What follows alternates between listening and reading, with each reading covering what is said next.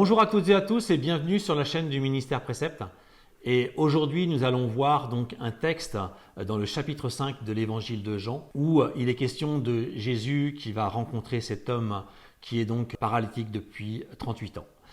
Et nous allons donc prendre la parole de Dieu. Vous verrez qu'à l'écran, vous allez voir le texte avec donc les deux personnages, donc de Jésus et de cet homme paralytique. Jean 5, à partir du verset 1 jusqu'au verset 16. Après cela, il y eut une fête des Juifs et Jésus monta à Jérusalem. Or, à Jérusalem, près de la porte des brebis, il y a une piscine qui s'appelle en hébreu Bethesda et qui a 5 portiques. Sous ces portiques étaient couchés un grand nombre de malades, des aveugles, des boiteux, des paralytiques qui attendaient le mouvement de l'eau. Car un ange descendait de temps en temps dans la piscine et agitait l'eau. Et celui qui descendait le premier, après que l'eau avait été agitée, était guéri, quelle que fût sa maladie. Là se trouvait un homme malade depuis 38 ans. Jésus l'ayant vu couché, et sachant qu'il était malade depuis longtemps, lui dit « Veux-tu être guéri ?»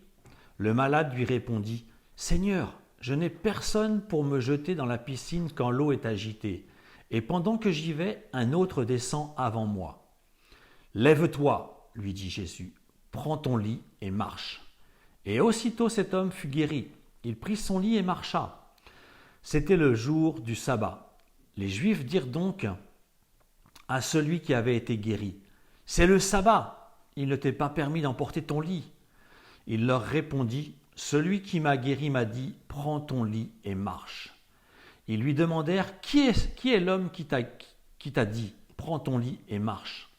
Mais celui qui avait été guéri ne savait pas qui c'était, car Jésus avait disparu de la foule qui était en ce lieu. Depuis, Jésus le trouva dans le temple et dit « Voici, tu as été guéri, ne pêche plus, de peur qu'il ne t'arrive quelque chose de pire. » Cet homme s'en alla et annonça aux Juifs que c'était Jésus qui l'avait guéri. C'est pourquoi les Juifs poursuivirent Jésus parce qu'il faisait ces choses le jour du sabbat. Alléluia. Merci Seigneur pour ta parole. Donc dans ce texte, il est question donc de deux personnages. Jésus et cet homme qui est donc paralysé, malade, qui attend la guérison. Il se trouve à la piscine de Bethesda. Et lorsque nous décortiquons ce mot, Bethesda veut dire justement maison de miséricorde. Beth, B-E-T-H, correspond à la maison. Et Thesda correspond donc à miséricorde. Nous savons que nous servons un Dieu miséricordieux. Et là, Jésus qui est donc à Jérusalem pendant cette fête, et il y a énormément de monde, puisque les Juifs se sont rassemblés pour la fête de la Pâque.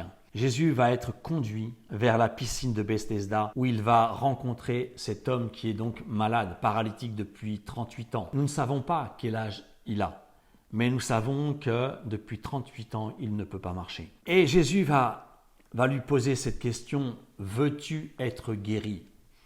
Et lui, au lieu de lui dire « Oui Seigneur », nous savons que cet homme le rencontre pour la première fois. Il ne sait pas qui est Jésus. Et il va, au lieu de lui répondre positivement, il va donc lui dire « Mais Seigneur, voilà, il va lui dire « Je n'ai personne pour me jeter dans la piscine lorsqu'elle est agitée par l'ange. » Mais Jésus connaît son cœur, puisque Jésus ne se déplace jamais, il ne perd pas son temps. Il va droit au but. Il sait que cet homme a du cœur. Et il va lui dire « Lève-toi, prends ton lit et marche. » Et ce miracle va s'accomplir dans sa vie. Aujourd'hui, nous pouvons, nous aussi, dans nos vies chrétiennes, avoir des blocages. Peut-être depuis des mois, des années, des choses dans nos vies qui ne vont pas, où nous sommes bloqués spirituellement. Mais Jésus te dit aujourd'hui, comme il l'a dit à cet homme paralytique, il lui a donc donné cette guérison. Cet homme a pu, à partir de ce moment, marcher, courir et suivre Jésus. Dans nos vies, comme je l'ai dit tout à l'heure, on peut avoir des blocages. On ne comprend pas ce qui se passe. On aimerait aller plus loin, mais voilà, il y a un blocage spirituel qui est là. Ce qu'il faut savoir, c'est que Jésus est avec nous. Nous sommes enfants de Dieu. Jésus est avec nous. Il est là pour nous aider à aller de l'avant, à condition que nous ayons ce cœur ce cœur pour le suivre, ce cœur pour le servir. Et cet homme va recevoir donc la guérison. Et la Bible nous dit que c'était le jour du sabbat. Lorsque vous regardez dans l'Ancien Testament, dans Exode 12, lorsque Dieu parle à Moïse et lui donc transmet ce que le peuple juif devra faire le jour du sabbat, nous savons que Dieu a créé toutes choses en 6 jours et que le 7e jour, il s'est reposé. Et c'est ce que l'Éternel va donc donner à Moïse. Vous pourrez le lire chez vous, ce texte où il est question du sabbat. Et là, le peuple juif appliquait les lois de Moïse, les lois que l'Éternel avait données à Moïse.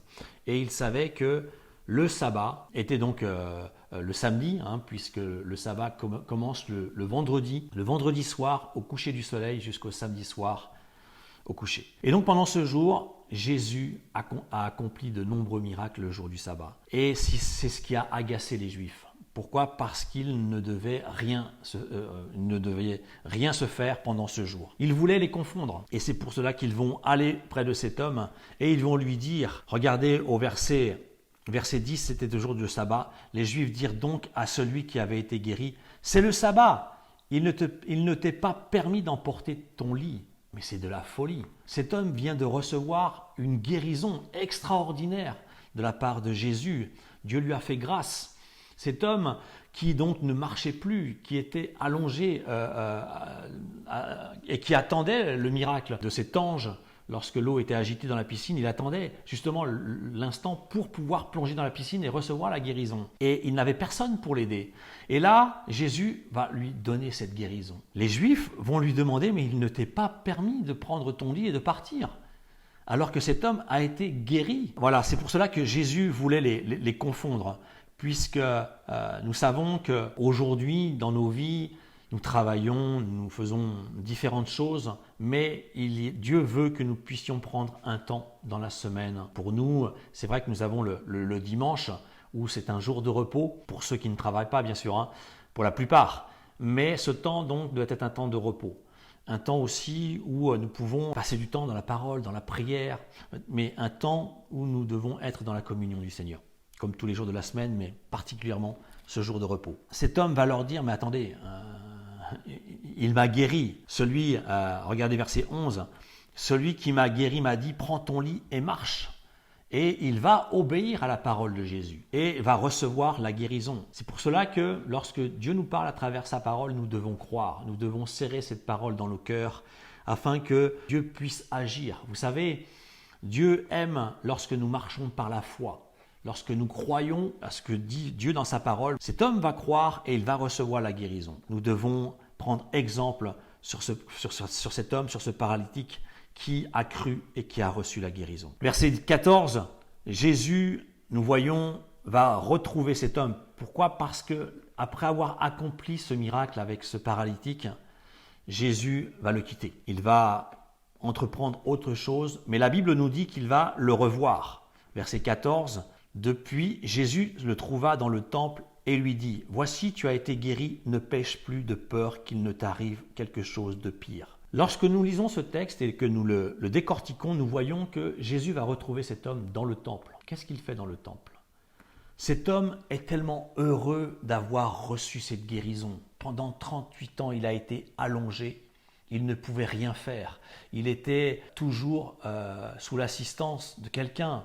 Il avait besoin d'aide pour être déplacé d'un lieu à l'autre, pour être mené dans sa maison. Vous voyez, il devait compter sur des personnes pour le transporter. Et là, cet homme ne va plus avoir besoin de cette main-d'œuvre, de ces personnes qui vont l'aider pour se déplacer, puisqu'il marche. Et cet homme est tellement heureux qu'il va aller au temple à adorer Dieu. Il va aller remercier le Seigneur pour cette guérison qu'il a reçue. Jésus va le trouver parce qu'il sait où il est. Jésus sait où nous sommes. Il va le retrouver, donc il va le trouver dans le temple. Et là, il va lui dire, tu as été guéri, tu as reçu cette bénédiction. Cette bénédiction, garde-la. Ne pêche plus de peur qu'il ne t'arrive quelque chose de pire. Et là, je ne sais pas ce que cet homme a fait ou ce que cet homme faisait lorsqu'il était près de la piscine ou peut-être chez lui. On sait que cet homme ne pouvait pas se déplacer. Peut-être que dans son cœur ou dans ses pensées, il avait des choses qui l'empêchaient d'être béni. puisque Jésus, qui connaît tout, qui sait tout, qui connaît nos cœurs, il va lui dire « ne pêche plus ». C'est vrai que tout homme sur la terre, nous sommes tous pécheurs. Et nous sommes privés de la gloire de Dieu, c'est ce que la parole nous dit. Mais Dieu, dans son amour, a envoyé son Fils afin de nous pardonner, afin de nous sauver, afin de nous donner la vie éternelle. Cet homme va être guéri et Jésus va lui dire « ne pêche plus de peur qu'il ne t'arrive quelque chose de pire ». Donc, en ayant reçu cette bénédiction, cet homme devait changer de vie, changer de comportement. Comme nous aussi, avant, nous ne connaissions pas Dieu, nous vivions selon nos plaisirs, selon nos désirs, nous vivions dans le péché. Et à partir du moment où nous avons reçu Jésus dans nos vies doivent changer.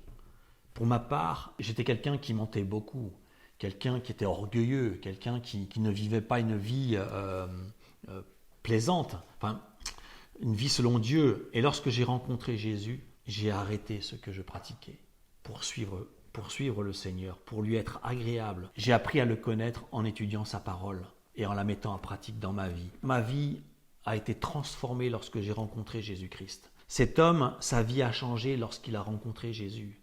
Mais Jésus va lui dire « ne pêche plus » parce que les conséquences seront pires que ce qu'il était auparavant.